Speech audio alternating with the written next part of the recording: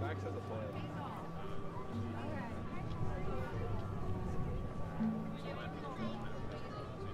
Yeah, so Dee and Tony are going to push.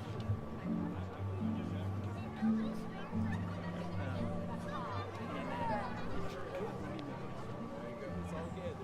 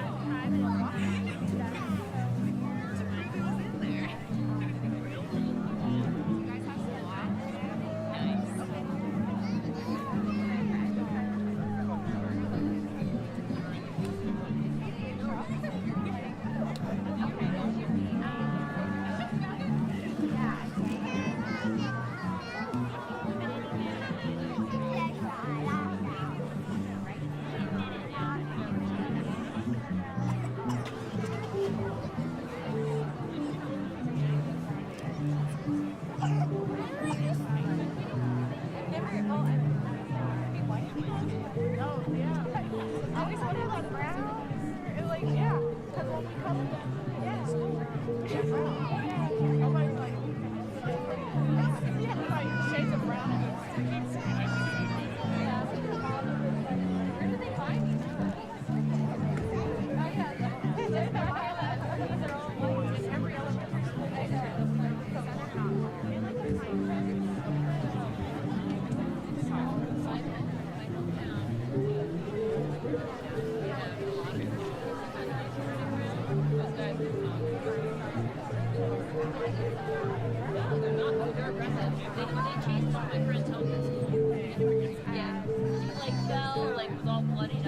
and like it was, yes, it was traumatic.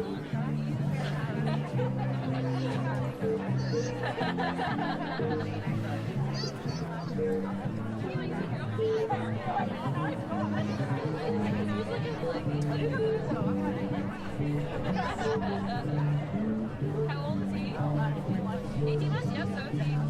Yep. May. Yep. Oh, 19 months. Okay.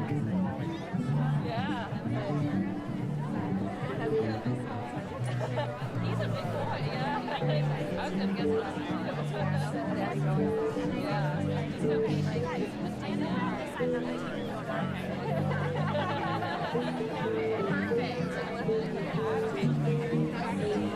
Oh my gosh, you guys can put your arms around each other. Okay, 1, 2, 3. Hey, no, silly face, serious, smile.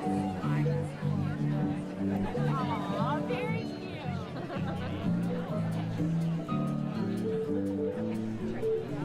So, no reality, you're in.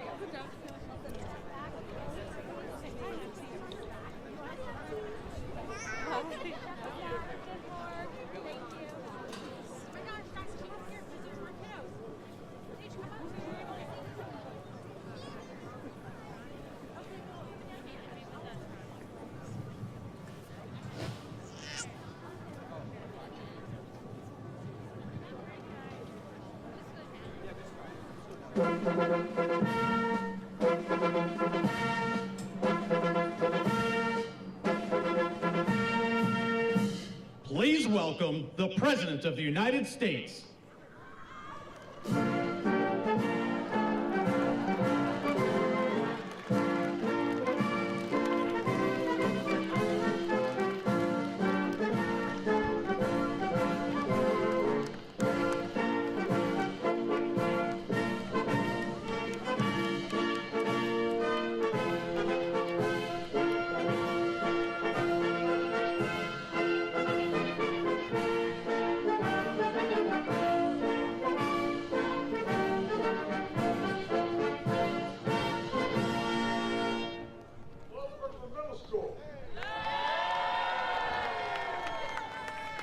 Good morning, everyone. I'm sorry. There's a tradition around where I come from, the state of Delaware. When there's a governor in the room, you got to stand up. And your governor's here, and I wanted to say hi to him. So thank you, Governor, for being here. It's a wonderful Thanksgiving tradition here at the White House. There's a lot to say about it, but it's chilly outside, so I'm going to keep this short. Nobody likes it when their turkey gets cold. I don't know if they're mad yet or not, but at any rate, I want to thank Ronnie Parker, chairman of the National Turkey Federation, and his family from Monroe, North Carolina. And Ronnie's got 44 years in the turkey business, and he also is a grower of our honored guests today. And Lexi, you got a lot of help from Lexi, our fourth-generation member of the ranch, where the turkeys were raised and prepared for this very day. They don't know what the verdict, they're not sure of the verdict yet, but we're going to find out in a minute. They listen to a lot of music, I'm told, in order to prepare for the crowd noise today. That's real hard work. And they interacted with the children to show their softer side.